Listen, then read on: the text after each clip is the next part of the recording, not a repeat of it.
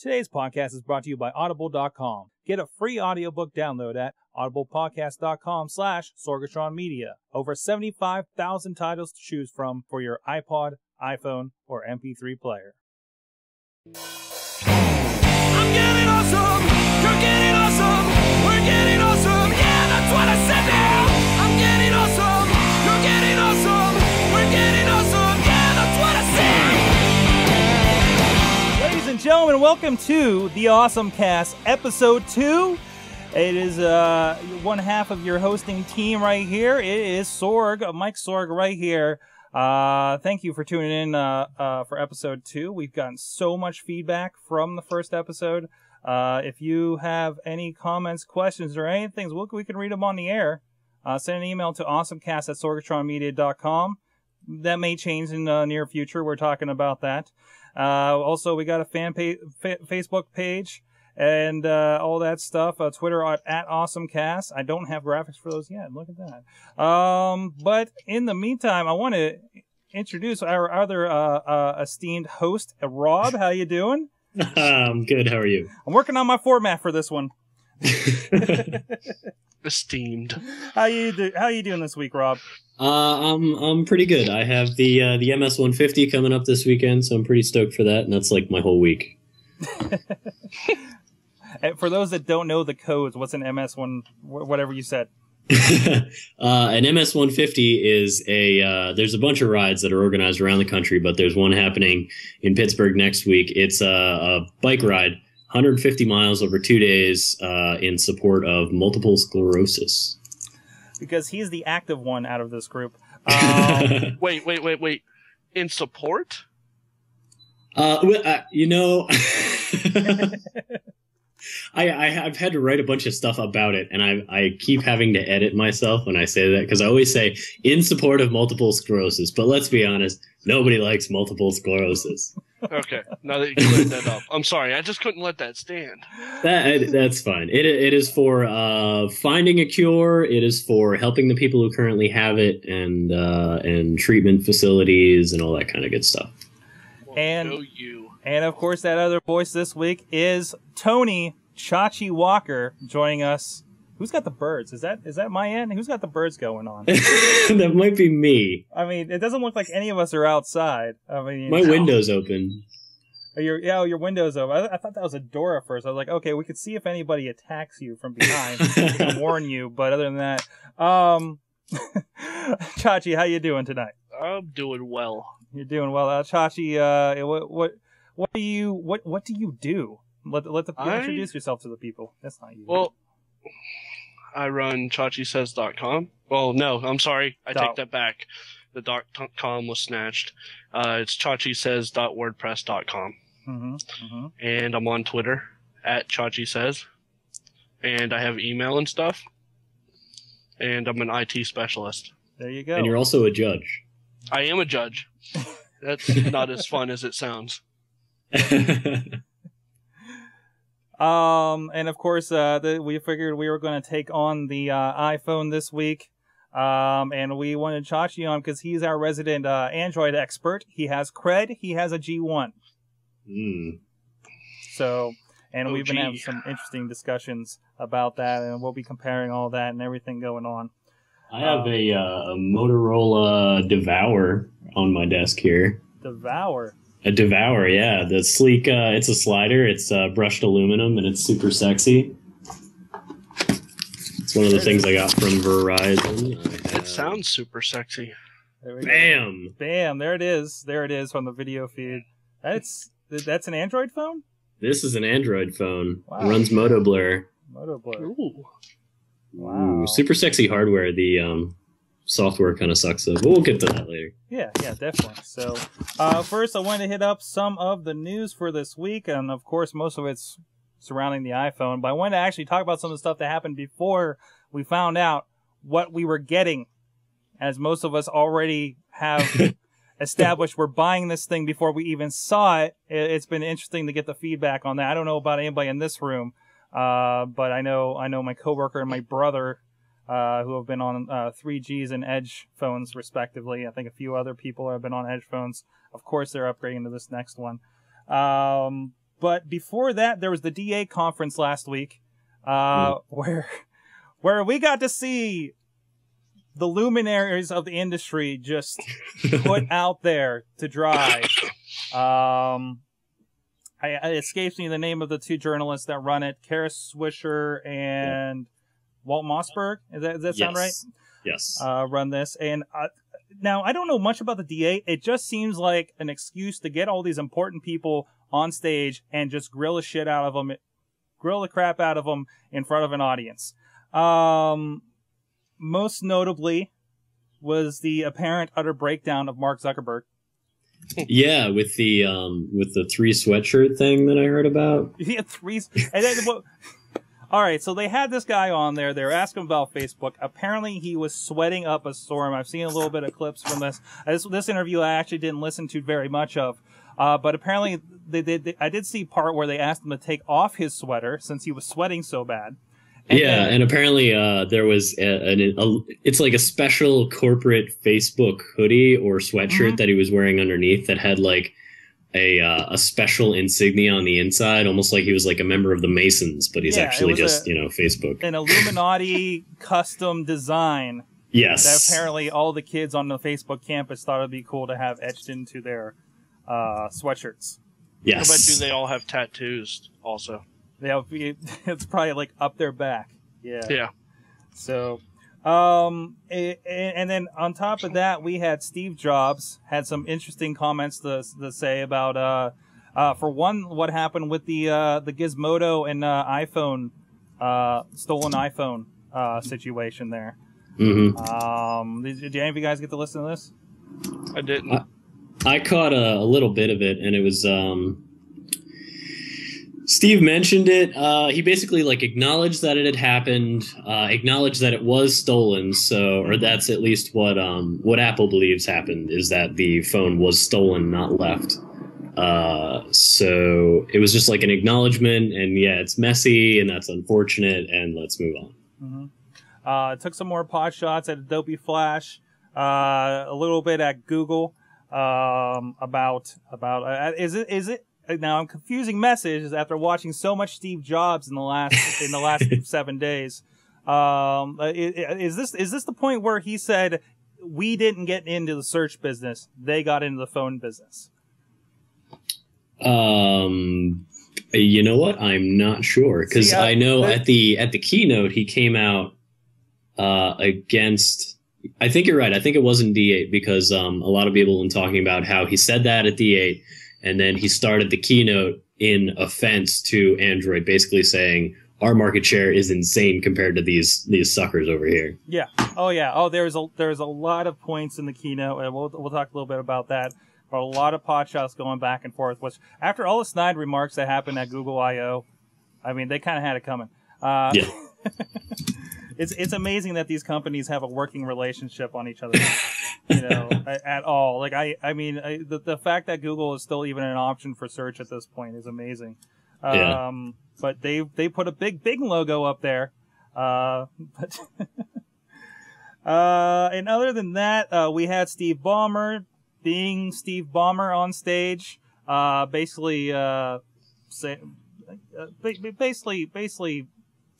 shutting down Steve Jobs as he usually does, and making you wonder if he actually opens his eyes around the industry, is my opinion on it. But the other interesting comment from Steve Jobs was this idea that the PC may not be around as we know it in a few years. Yeah, and I think that comment is really interesting. I wonder if it's one of those things where he's talking about more specifically the PC as we know it, because I mean, there's always. I feel like I might be regretting this statement in 5 years or whatever it might be, but I can't imagine a future where we don't have devices that are a lot more powerful, dedicated mouse and keyboard type PC things like a Mac Pro is today, where it's a rendering farm where you're going to do all your video production, stuff like that. It just is capable of a lot more than a laptop or a tablet. And that's a lot of talk. Of course, we saw a lot at the keynote about the iPhone, about the new iOS, as it's being called now, and all the devices on that. Nothing about development. Again, this is the developer's comment. This is where I think they've unveiled Snow Leopard in the past, and all of the core technologies that go into that. So where's the progress for the rest of us that, frankly, some of our careers are on some of these platforms, whether they be developers for them, whether it be, I'm abide by the Final Cut, for my work, No, regardless of what happens with this iPhone situation and the iOS 4, the industry is gonna be dependent upon console computers. Whether they break it down to the point where everything's attached and just really thin, like a non-carry-around laptop, they're gonna need some kind of stay-at-home unit. They're not going to replace them. They can't. So I mean, are we suggesting, are we looking at iPads in the future? I mean, or is Mac just going to get out? Or is Apple just going to get out of the computer game? They've already taken it out of their name. Well, I mean, I think something else to consider would be kind of along the lines of I forget what it's called, but there's that gaming service that sort of I think it might have just kind of launched where it renders in the cloud instead of OnLive. Yeah, I think they're just launching officially this month with their PC and Mac services, and they're supposed to have a console you can buy later in the year that they haven't announced. So I wonder if the infrastructure grows to support services like OnLive, would it be too far to say that in the near to far future we would be able to have tablet devices that are doing all the work in the cloud and server farms, but what you have in front of you is basically just a control device? Yeah. So maybe I mean, we're already kind of seeing it. We've been looking a lot in the backup situations, and I've been seeing a lot of, like, Alex Lindsay was on Mac Break Weekly today talking about how, we have a Drobo Elite, and we have 5 iMacs running off of that for editing in Final Cut. Right. So maybe we are a few steps from, maybe I'll be editing in the cloud, within 5 years. Maybe this is getting out of that. Maybe it's Apple, in their transition to becoming a cloud service, becoming a Google. Maybe mobile will matter at that point. Yeah. So, other than that, I had another. Well, I guess the other big news going into this, had a lot of speculation, was AT&T and their plan being changed. Now, apparently, I'm not changing my iPhone here probably for another year.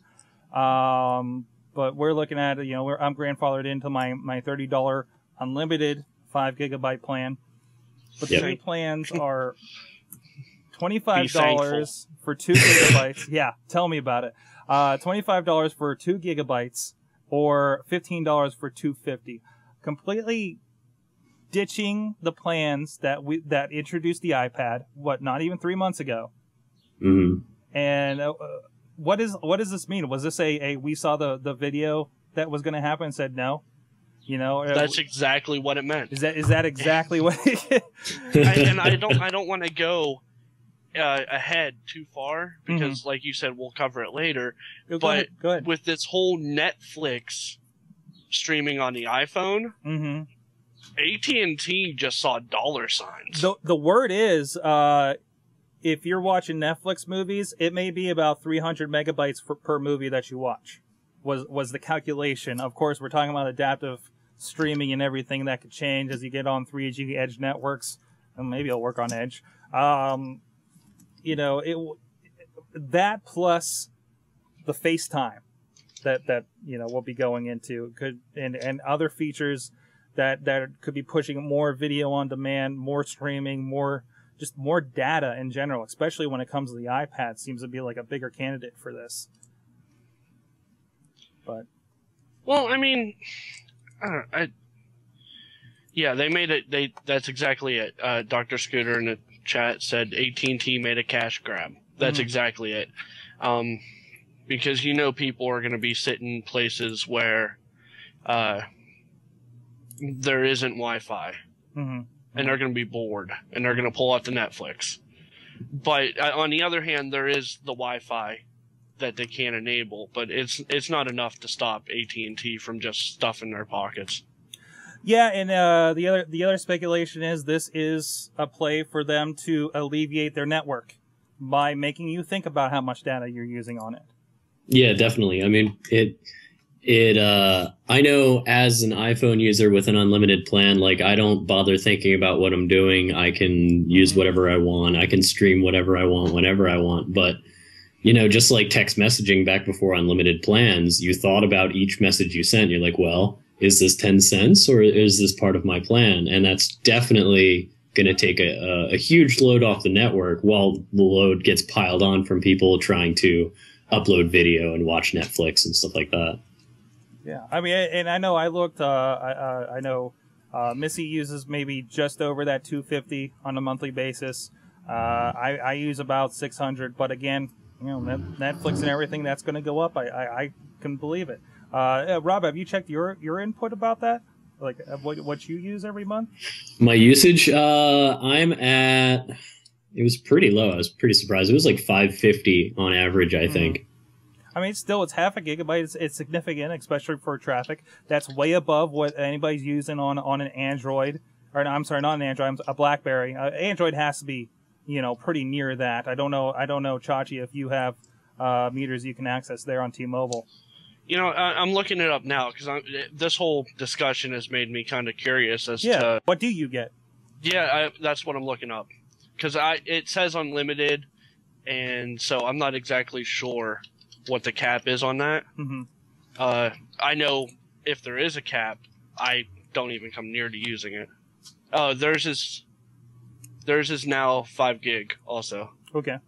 That was announced the 21st of April. So, but yeah, let me see if I can find what my data usage is. Yeah, again, you know, you're on a G1. It's earlier Android, but you have to be using some pretty significant applications on there. I mean, what do you do other than, you know, Twitter and Foursquare on there? I mean, are you looking at a lot of video? No, not really. Mm. I'm just never in a situation where, I mean, YouTube. That's about it. Yeah, and I know we stream Pandora and stuff, but it is surprising when you look at it. I wonder what that number would be if I didn't have Wi-Fi here at the house. I have it hooked up at work. You know, I'm at other places that have Wi-Fi, you know, coffee shops and whatever for meetings. So, you know, it kind of evens out, you know. Maybe it would be well over 5 gigs at that point when I'm sitting here listening to Pandora all day. Well, moving on, before we get back into the keynote, I did want to bring up something a little bit fun.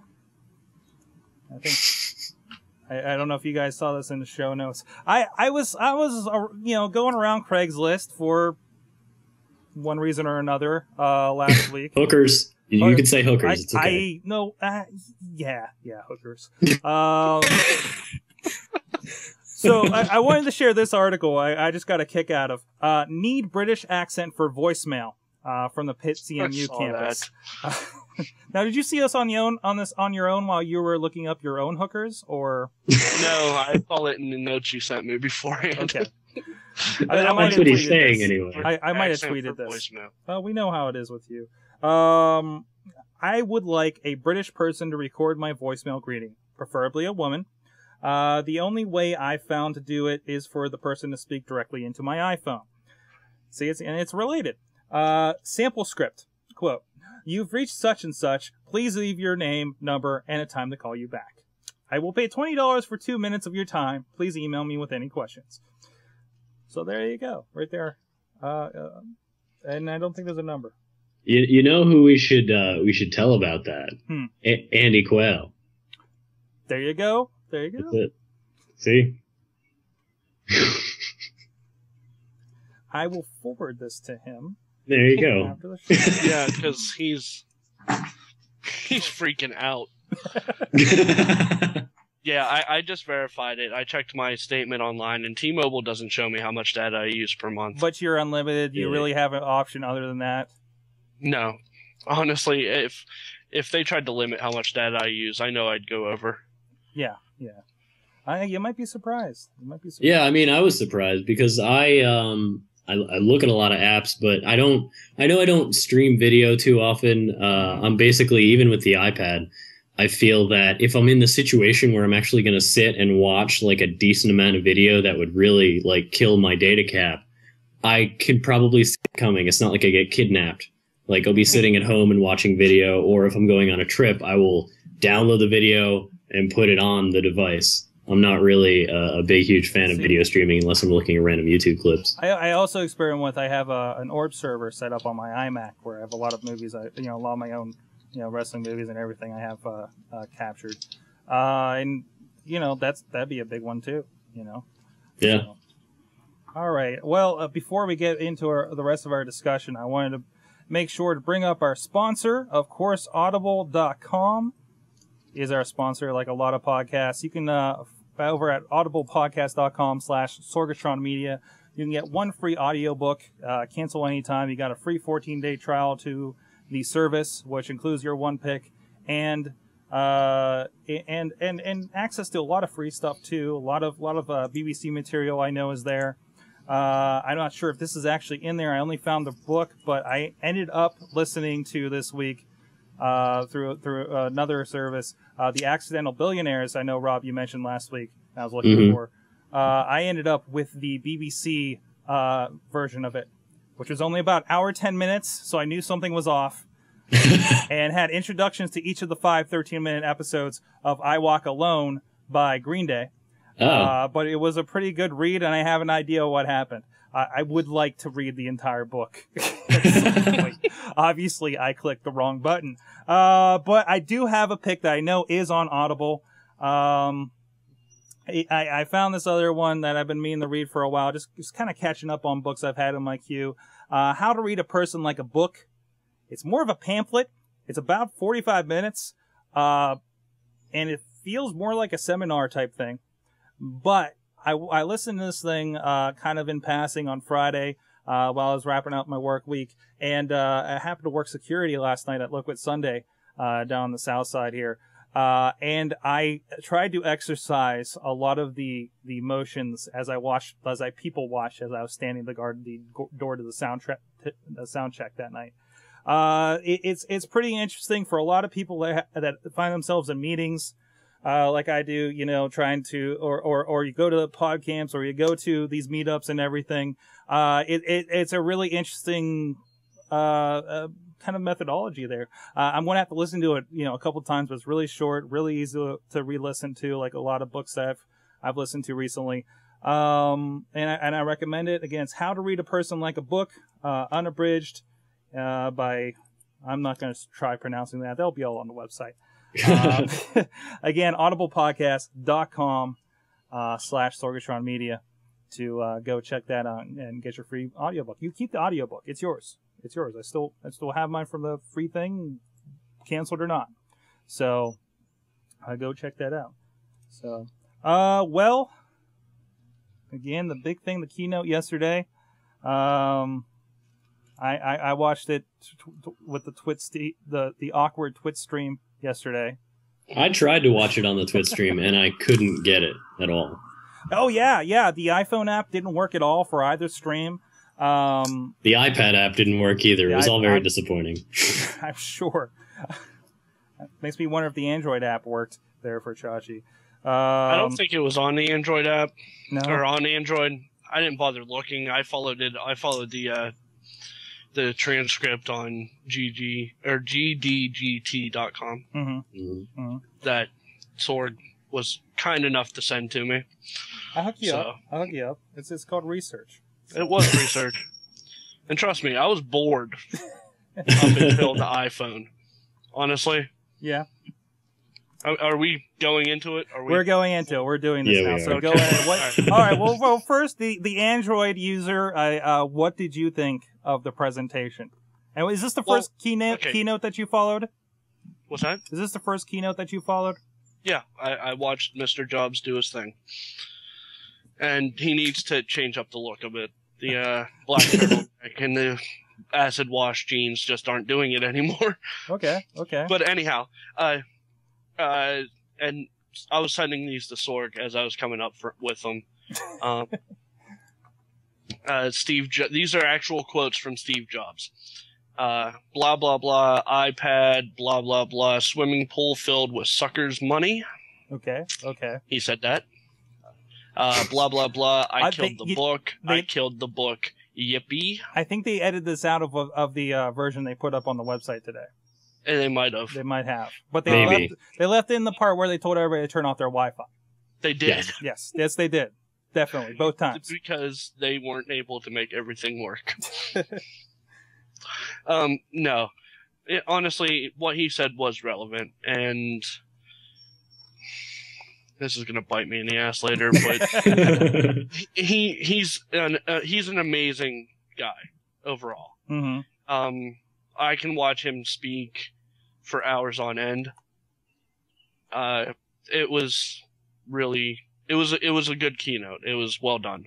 They had their technical issues, of course, but other than that, I mean, some of the numbers, which I didn't write down, were just shocking.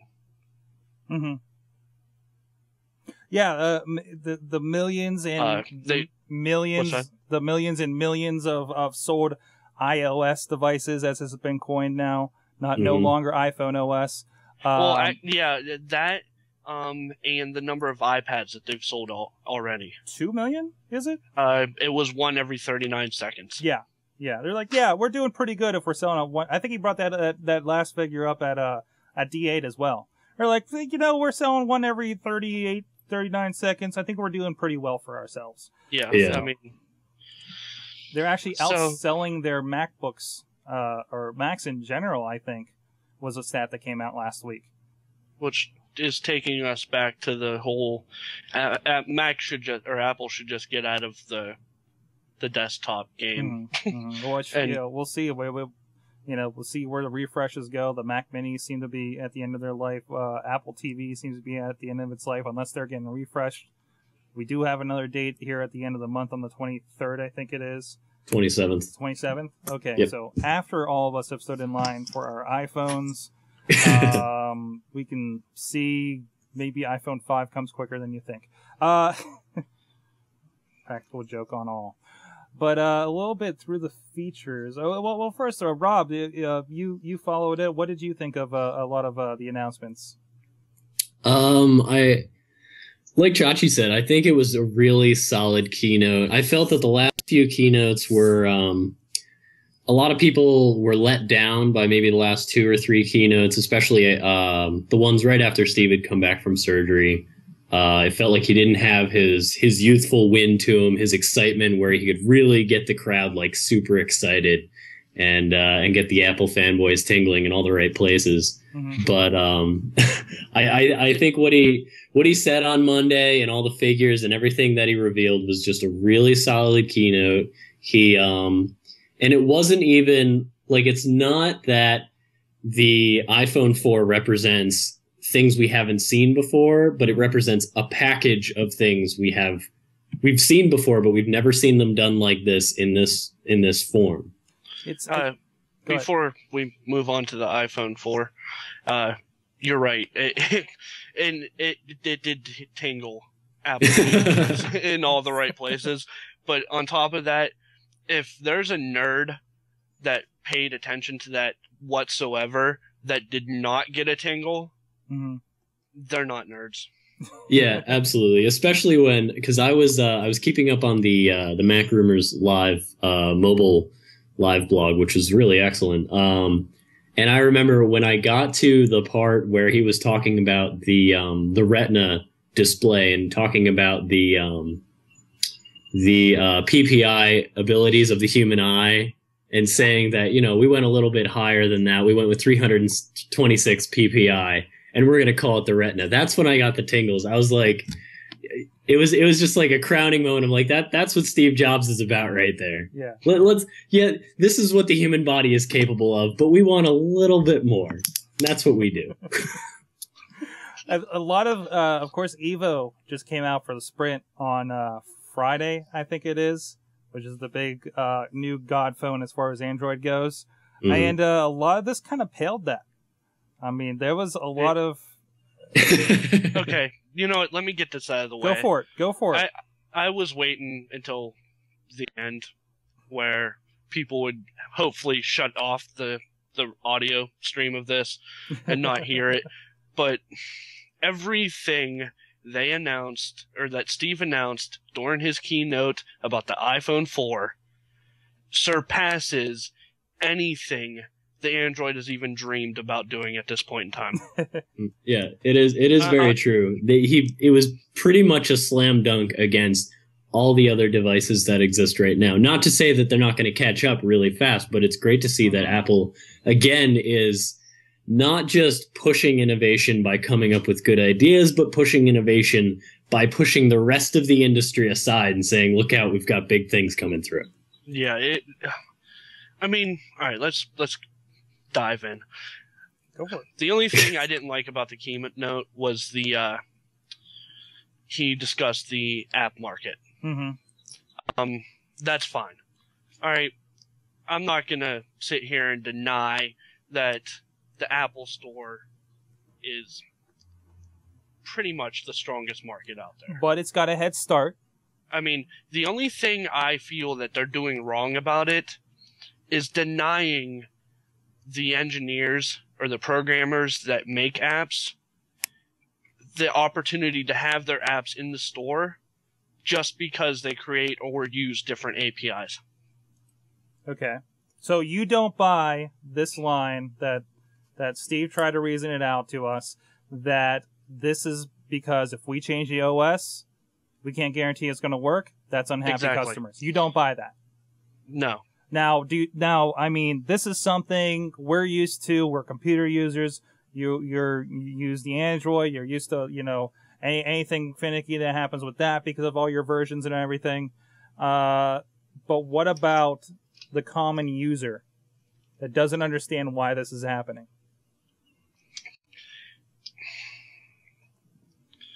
You know what? Honestly, there's not an excuse for it. Okay. I realize why he does it. Mm-hmm. Right? I just think that it takes away from originality.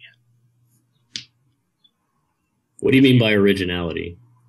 It limits people to what they're allowed to use to make something work. Mm-hmm. I mean, I'm not even going to begin to pretend I understand how much programming it goes to make all this stuff work together. Mm-hmm. But, I mean, if you've come this far with the devices, it should be just a line of code by now.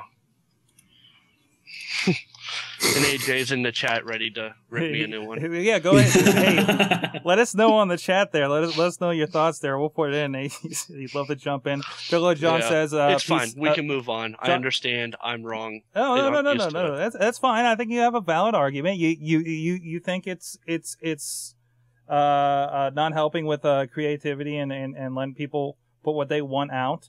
I do agree on the API point. I also, while I completely understand and preach the points of user experience and trying to maintain control of all this, and that's why certain applications get rejected and certain ones get accepted, I would like to see a more transparent process.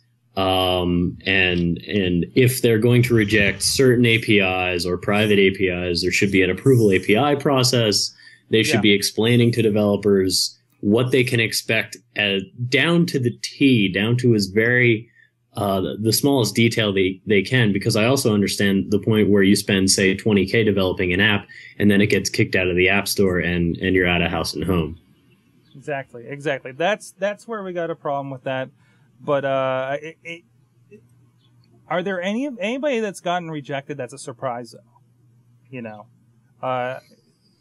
Except for those when they started blanket getting rid of ones with the suggestive names, like one was like titties and kitties, and it was about I love that app. It was about like kittens and birds or something like that. Yeah, like something ridiculous. But they there seems to be they need to stop letting the interns run the show in their app approval process and everything.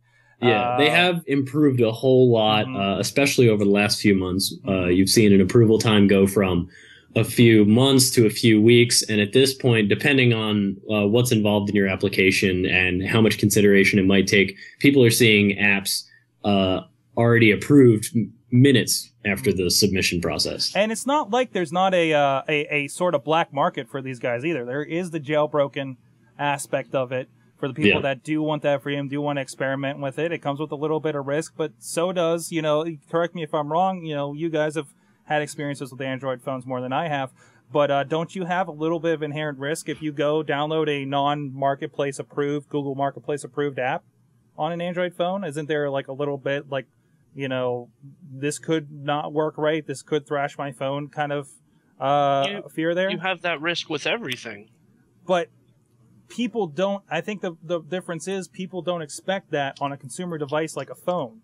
Yes, we're going to smartphones, but more people that are used to picking up their phone and it makes a call and it doesn't crash are getting on these devices. And I think that's where Apple's coming from. The person that doesn't know how to run a computer should not have to worry about their phone having a blue screen of death, or whatever the equivalent of it. Absolutely. And there's the extreme example of, a phone is your communication device in the event of an emergency. And I would hate to not be able to make a 911 phone call because I downloaded Titties and Kitties and it had, a completely non-functioning element in it. AJ's bringing up some really good stuff in the chat. He basically broke it down to simple users and power users. Simple users don't care how it installs. They just want it to work. Exactly. Power users care and want all kinds of things. And he said he came out and he admitted that Android OS is awesome. And I don't deny that. I'm not an Android hater. I prefer the iPhone as my device. But I think Android's a great OS. I don't mean to thrash on it on just pure principle, But he said that it's Apple's fit finish / polish that is what puts them over the top. Exactly. And that's why everybody's buying it. We're seeing two severely different strategies here, and it'll be interesting to see who actually wins out.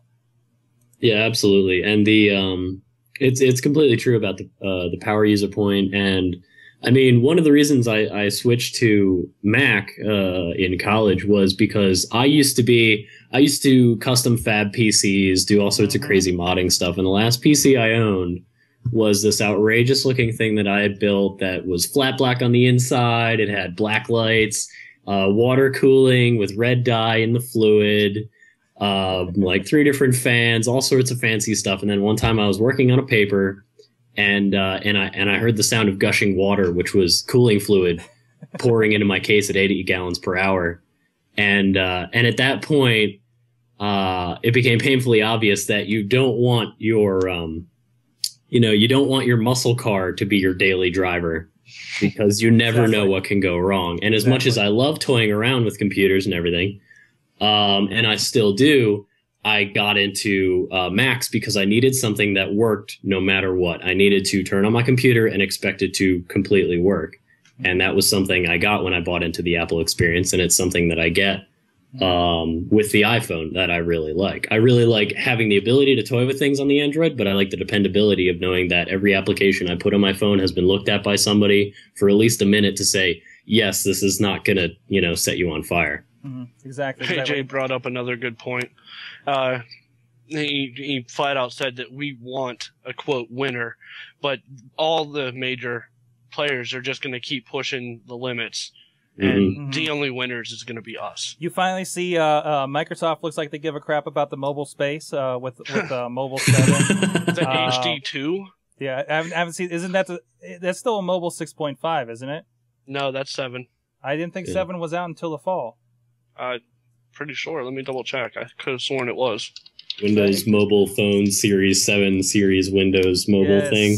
Mobile Classic, not 7. Maybe I'm wrong. I'm probably wrong. They've always been great with these multiple versions in the last 10 years, haven't they? Let's see. Windows Mobile.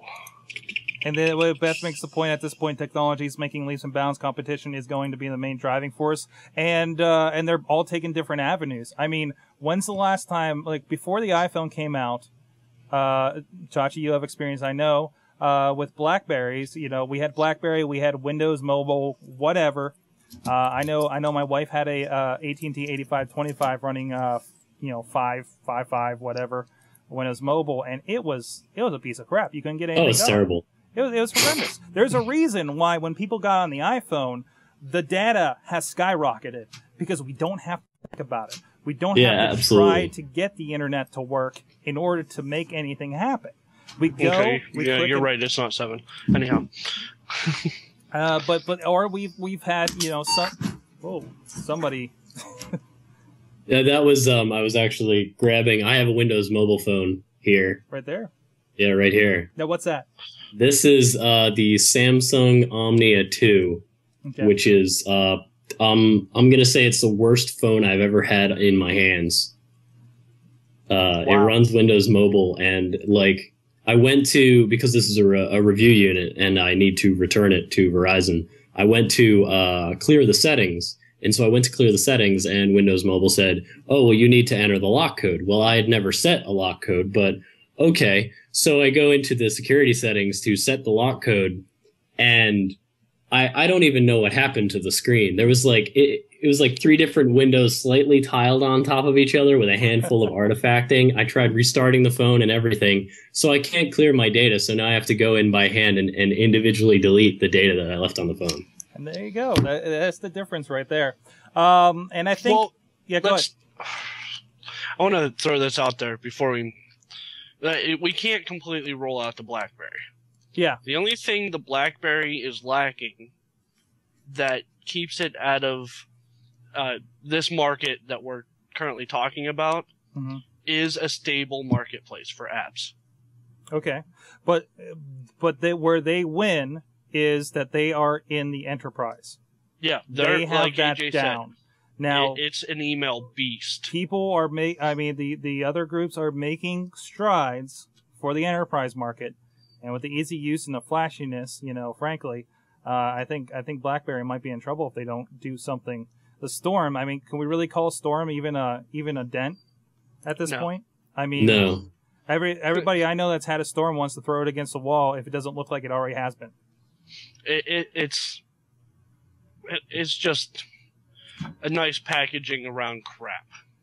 I think that's at this exactly point, what it is.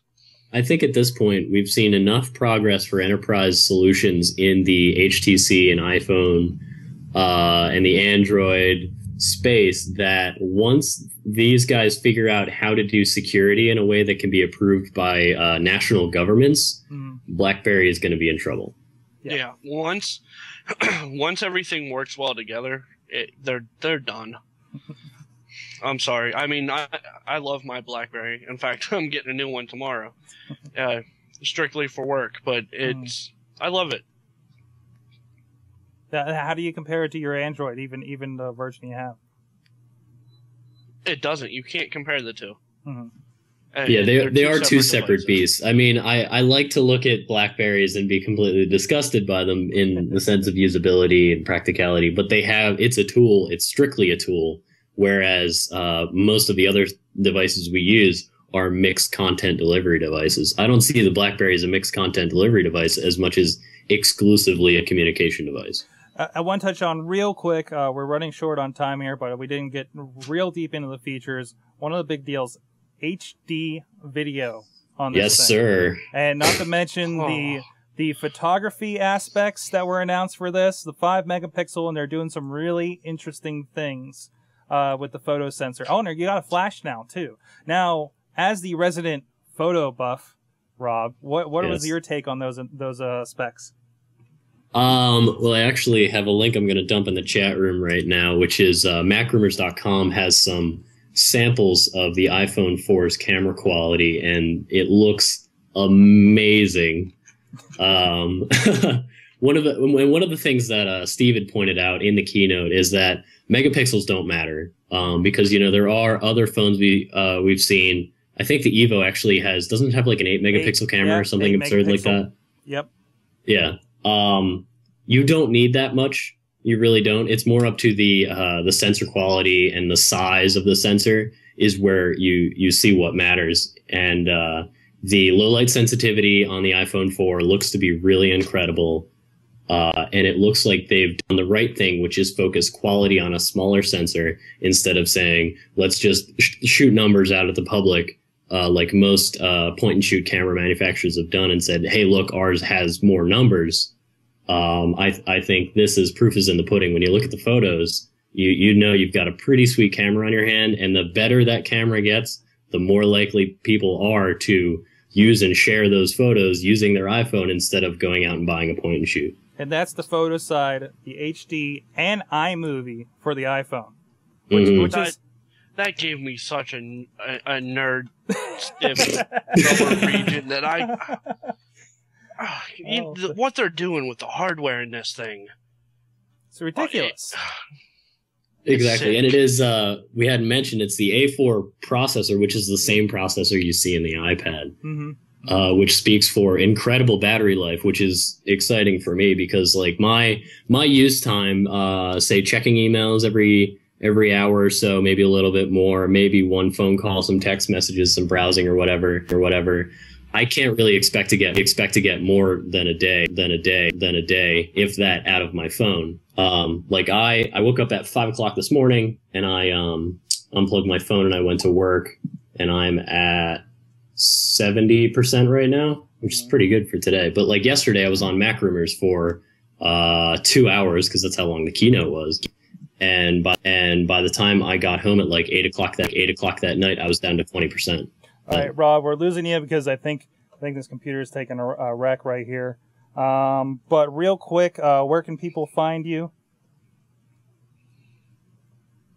We might have lost them there.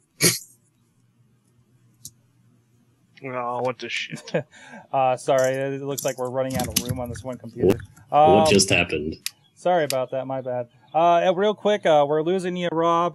Where can we find you on the internet? If you're there.